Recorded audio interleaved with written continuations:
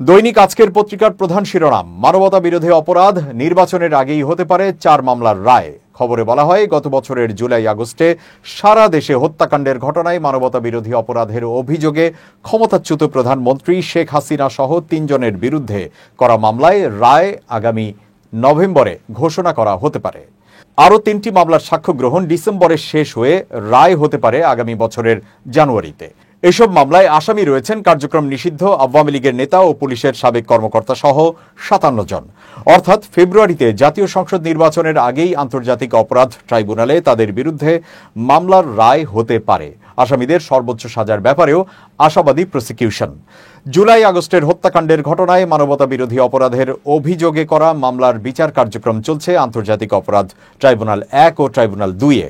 বর্তমানে এই 2 ট্রাইব্যুনালে 4টি মামলার সাক্ষ্য গ্রহণ চলছে।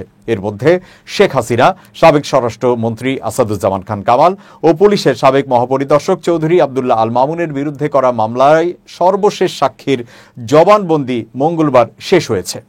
আগামী সপ্তাহে তার জেরা শেষ হলে এই মামলায় সাক্ষ্য গ্রহণ সম্পন্ন হবে। এরপর যুক্তিতর্ক শেষে রায়ের দিন ঘোষণা করবেন ট্রাইব্যুনাল।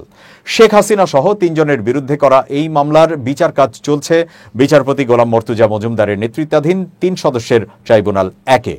তদন্ত কর্মকর্তা সহ এই মামলায় সাক্ষ্য দিয়েছেন 54 জন। এ বিষয়ে বিশ্লেষকরা বলছেন, 4টি মামলার রায় হলে ফেঁসে যাবে আওয়ামী লীগের শীর্ষ নেতারা, এমনকি সাজা কার্যকরও হয়ে যাবে। ফলে আওয়ামী লীগ নির্বাচনের আগেই বড় ধাক্কায় পড়তে যাচ্ছে।